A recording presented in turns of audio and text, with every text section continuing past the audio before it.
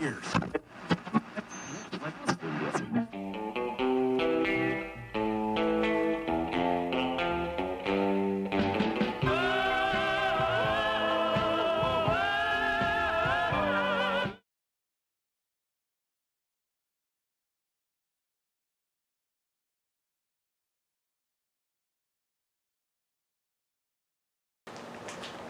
so the first thing I want to try and do is get this wringer off of here, and I'm sure it has some sort of a stop on it or something that goes into it. So I'm going to try and lift it off, but I have a feeling it's going to get stuck before it comes all the way off. It should have like a cord or something in it, I would think. So go ahead and pull the lid off. Set it off to the side. The thing looks like it's going to be very heavy, but again, I don't know if it'll just come out. Oh, well, there you go. Okay. I don't know if that's the way it was supposed to come out, but it definitely came out. Interesting. Alright, let me set it off the side. Okay, well, that's a good sign how easy that came out. Now let's see how this other stuff comes off. It's not bad.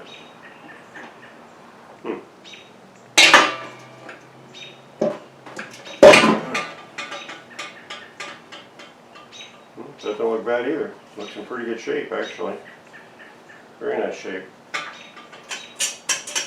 Okay, let me get you in here and take a look. So that's where we're at right now. It looks like some bolts that are going through. Almost look, well, those could be rivets, I'm not sure. But I think I'll flip it over on its side right now and see if I can see what's going on from the bottom side.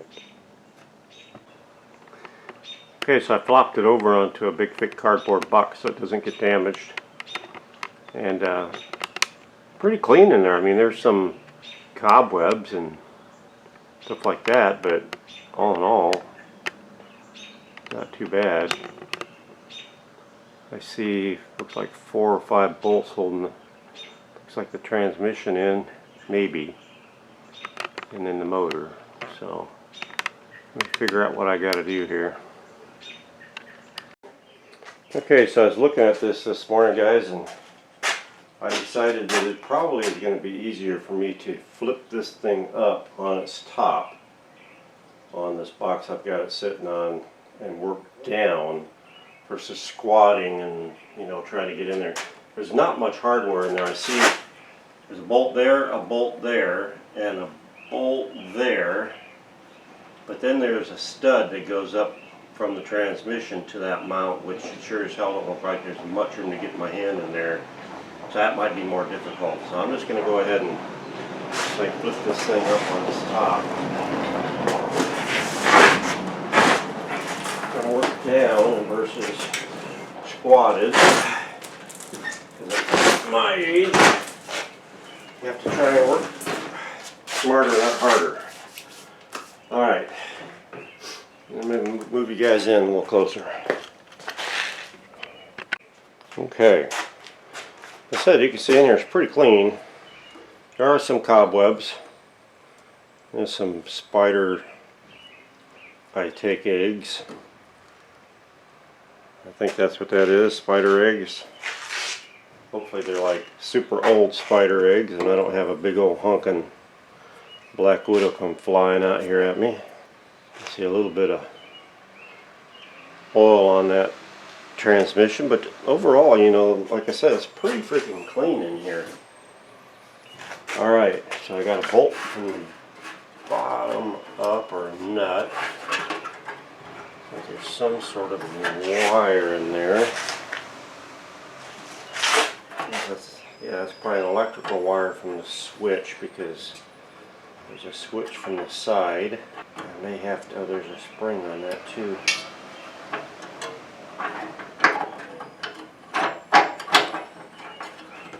Okay. And maybe that, yeah, that's not a wire, that's just a spring. Spring for the little on-off lever. I think this is for the wringer. but we know how to get that off of there.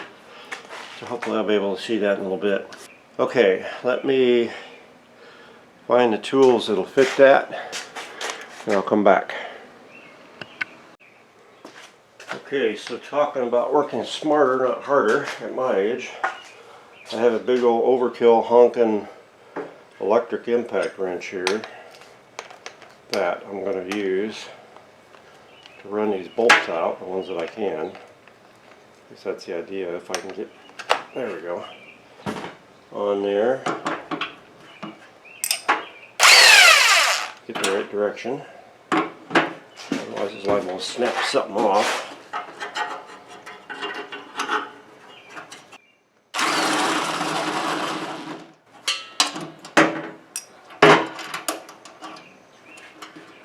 Star washer, flat washer. That's a rubber grommet. Feels like a bolt coming up from the back side. Feel the bolt. I see the bolt, but I don't feel it.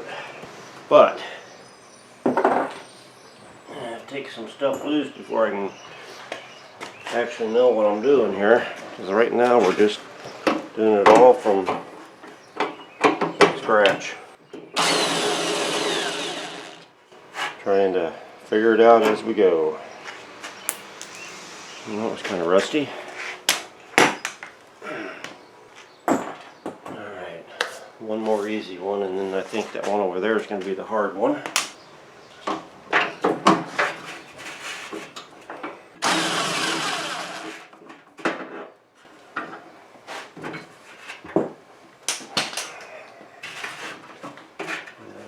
If I can get my hand in there or not. I'm not going to make you guys watch all this mess, but yeah, a bolt back down there that I just tried to get loose and it broke it loose, but I think I got to hold the nut somewhere. And then down on this side over here I got one that's hidden from the top, so I'll bring it back. Alright, let me show you where I'm at. So I got this bolt out, this bolt out, this bolt down there out, if you can see it, and then there was a nut over here on the bottom that I had to get in there, which was very hard because there's a pulley right here, and then a nut down here on the bottom. I got it out. But I was looking at this, because of the way it's made, these legs have to come out of the way or it can't lift out this way. And from what I can see, it looks like there's a tab here that needs to be bent over in here, and then I think this thing pivots out because it's got a little 90-degree that is going through a slot in the chassis. So I'm going to work on that and see if that's what actually happens. So let me get you back on the tripod. Guys, there's no instructions for this. This is just my mechanical aptitude saying, hey, this looks like this has to do this. And my mechanical aptitude might be wrong. Yeah, it might not come out this way. But that's the way it looks to me. Now it actually looks like it needs to slide up when I look at it. These actually look like a hook, and there's a little bit more slot going this way. So maybe this whole thing needs to come up, which may not happen without the tub being out of there. So I don't know how the tub comes out of there. But I don't think that that's going to do what I thought it was going to do without coming up first. And I don't think it's going to come up first. I don't think it comes the way I thought it did. Alright, let me shut it off and bring you back when I get it figured out. Okay, so on further inspection, it appears to me that the drum has to come off first. And I thought that these were rivets down here, but they look like they're 7/16 bolts. They're either 7/16 or 3/8 or 7/16. So we're going to see if those will come out or break off. The fact they're going in cast aluminum, they very well may break off. It's not like I can adjust my torque on this thing that I'm aware of. I think it's just one speed, and it'll take them out. It'll just break them off, and they're not going to come out.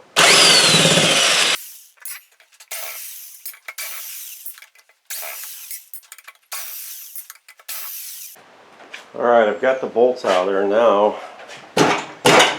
Let's try and twist.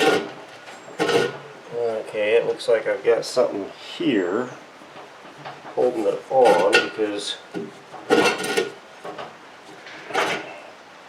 apparently this has to come off, which is probably freaking seized up big time. I got to figure out how we're going to get this off, if I can even get it off. So let me see what I can figure out. Well, I got it out, guys. That did not screw off like I thought. It actually has a pin through there. Goes through right there. Right there. But that don't come out. I mean, it would come out, but it don't need to come out. This, I just wound up and jerked the hell out of it, and it pulled up and pulled out. It's just a splined, big type spline socket that sits down in there. So it had a cork gasket. I think that's what had it glued in there, was the cork gasket, but I got it out. So now the tub may come out, but I think I gotta get this cap off of here first. Along with that cap, I got the wringer shaft out, the wringer drive shaft, which looks like that, which was in that hole, and I got it loose from the transmission from the bottom side and got it out. So now we can get that cap off. That tub may lift out, and if the tub lifts out, then we should be able to get to the motor and transmission. So I got to try and get this cap off next, which I have no idea how tight that's going to be. But let's see if we can. Well, that screw's not very tight at all, so maybe we're going to get lucky and be able to get this off of here. Apparently it's threaded and not a nut, so that's good.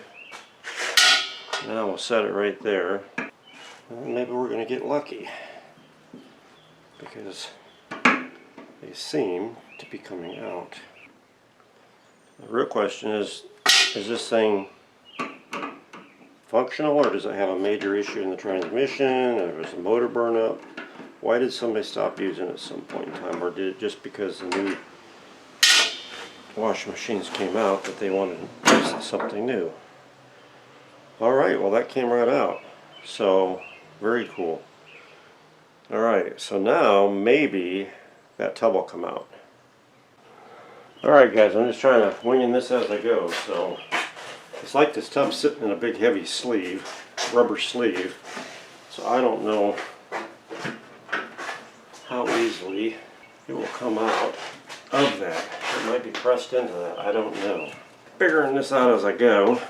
I have a feeling that it is really in there. It could even have some sort of clips, but I didn't see anything. I really don't want to screw anything up on this, because there aren't going to be any parts available for it. I can pretty much guarantee you I'm not going to find parts for this. You know, I'm shoving the gasket up in there, and that's not necessarily a good thing. Alright, I'll bring you back when I figure it out.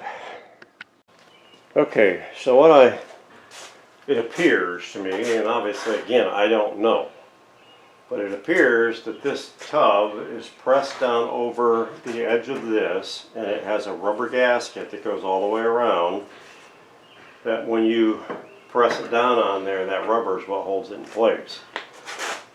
So right now I started trying to get underneath it and knock it up, and as soon as I started trying to knock it up, like that, the rubber gasket started going inside. And so now what I'm trying to do is knock the rubber gasket inside as much as I can. And I hope I'm not screwing the rubber gasket up. And I hope once I get it all knocked in, that maybe I can get that thing to come out. I don't know. I'm figuring this out as I go. But it's what it appears to be.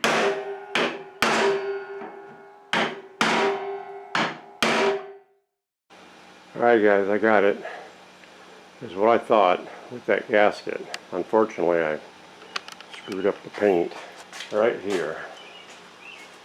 But obviously things have to get ugly before they get better. But now I can get it out of there. I'm actually pretty lucky because the gasket is pretty soft. It should be able to be reused, and I don't think I damaged it. So, all right. Let's get you to come on a little closer. You can take a look at this thing.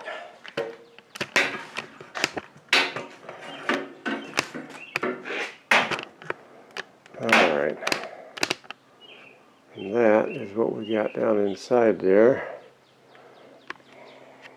So now, maybe I can figure out if I can get that thing lifted out of there.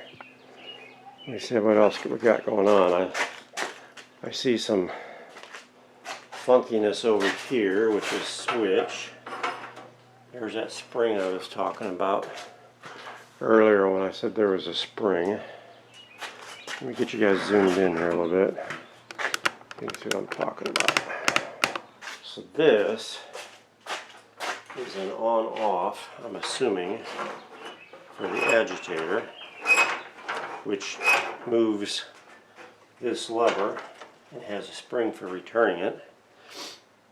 I got a screw there. I think that will release that there. I get the motor bolts now, so I can take the motor loose and make it a little lighter weight. You can see what I'm talking about here. There's the motor. I got 4 nuts that secure that. I'll bring you back. Okay, as you guys can see, I got the transmission out. I got the motor off of it. I took the motor off first, get that piece of weight off of it, and then took that arm off, which actually is part of the drain. There it is here. Once I got that arm loose from that and unscrewed it from that, and that came off, then I could cock that whole transmission up off those mounts and slide it down out of there. So as you can see, I pretty much got everything loose from it now. So now it's time to get in there and start cleaning everything up and polishing that cabinet. And I'm going to have to tear the transmission apart, check the seals, check for any broken anything, and go from there. Okay, just for grins and giggles, I want to see how easily this greasy crap's going to come off of here. Yeah, I think it's going to clean up okay. You guys can see this.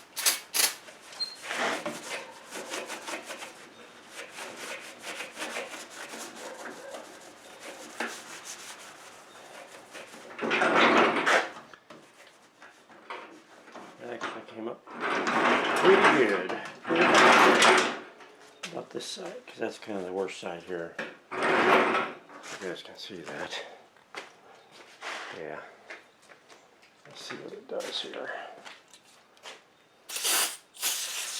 I'm just using regular brake cleaner at this point. Brake cleaner pretty much cuts through anything. It's just lacquer thinner, but I don't want to use any lacquer thinner on this paint. And you'll probably be fine because I'm pretty sure this is like a baked down porcelain enamel. Yeah, I think that's going to be okay. We're going to save the cleanup and anything has to be repainted. We'll save for the next video, because all I was going to do this video on was the disassembly. So I just, for my own curiosity, have seen how it's going to clean up, and it looks like it's going to clean up really well. So, alrighty, I think that's going to do it from Gregg's Vintage Workshop for now for this late 1940s SpeedQueen Wringer washer. So from Gregg at Gregg's Vintage Workshop, thanks for watching.